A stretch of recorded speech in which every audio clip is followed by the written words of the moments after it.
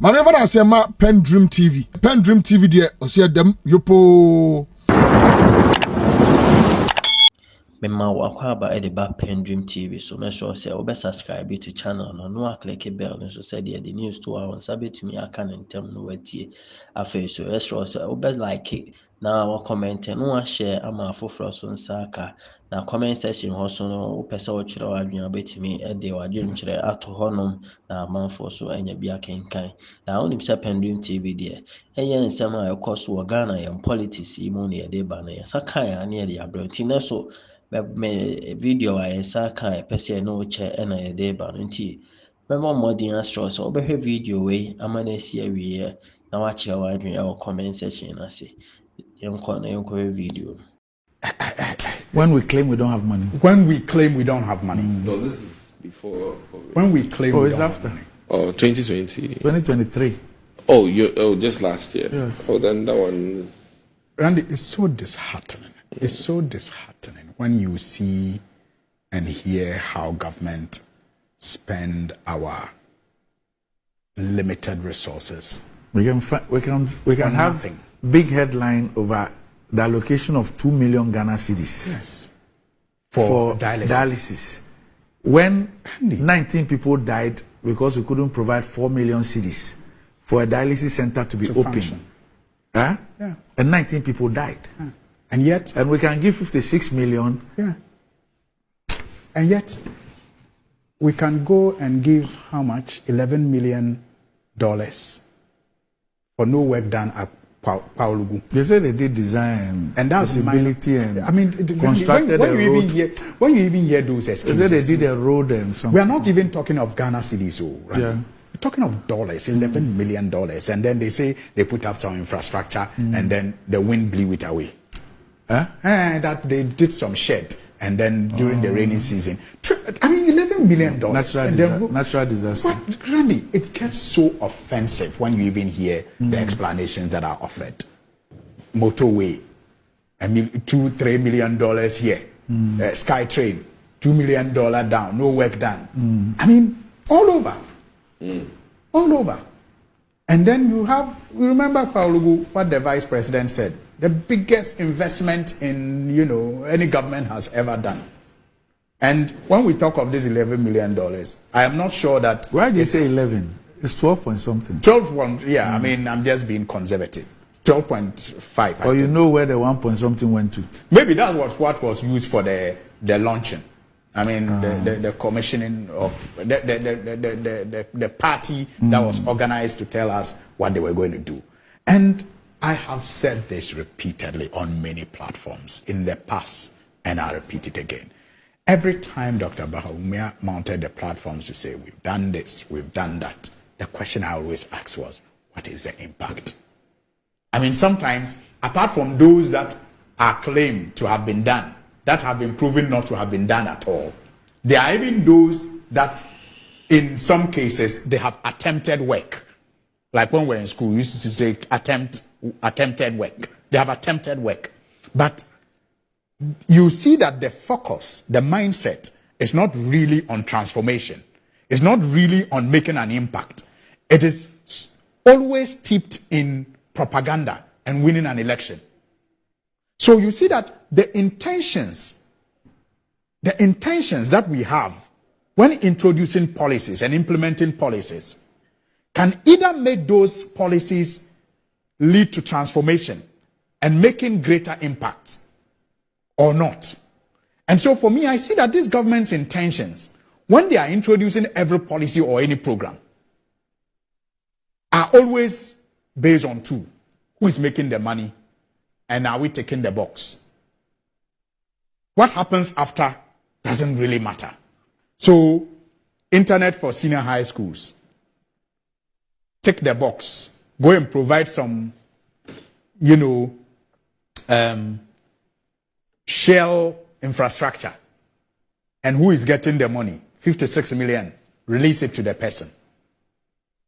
No assessment, no follow-up to see whether it is done. And you can see this story in almost every contract or transaction that this government has engaged in, especially if you go through the audit report on the COVID expenditure. It just thinks. The focus, the intention is never to transform. Look, and you have him talk about digital economy and all of that. Developing a digital economy is based on the infrastructure. And the infrastructure, like those in the fintech business will tell you, is the backbone of any digital economy. And so, Andy, read the NDC People's Manifesto of 2020. Yeah. There's a section titled Developing a Digitally Functional Economy. Developing a digitally functional economy. The 2020 Manifesto of the NDC. Yeah.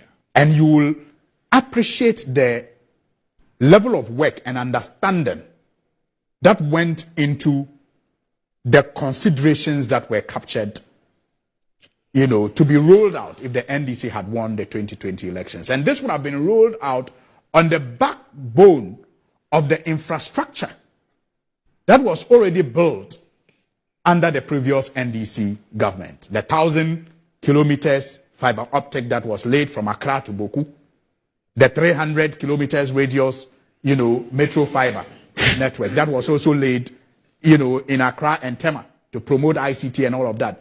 Without all of these, you cannot even be imagining a digital economy. And so when that is created by those who know how and those who understand, and that is politically ripped by politically expedient communicators who have been branded as economists, and they get that opportunity, clearly you will find a problem with the way they implement it, because they don't even understand it in the first place. They just find it convenient to be used to win an election. And I just feel so sad that we experimented this disaster. We tried this disaster of a government. I mean, that was a mantra, try me. I feel so sad that as a people, we fail to see through the facade, the deception. And now we have a level of destruction to our economy and almost every sphere of life. So much so that it will require, like the NDC is proposing, all of us, working 24 hours. Working 24 hours to fast-track our recovery. And when I say the destruction is in every sector, Randy, even our social and moral, way of life are under threat. Or you want me to give you an example? This LGBTQ that we are doing back and forth on is a clear example of how even our social and moral, life is under threat under this government. Forget the economy, forget the, environment, forget the I call it the 3 E's, energy sector. Forget all the education. The level of devastation just based on sheer greed and corruption that have been created. Our social and moral, aspects as a people are also being threatened. And like I said, yes, it may be heartbreaking that we tried and experimented this, but I am very confident that even for those who expected better from this government, they can't wait to join those of us who never believed that they were up to any good to rescue this country and put it back on the road of recovery, requiring all of us to work 24 hours, a day to fast track our recovery. So that'll be for the morning.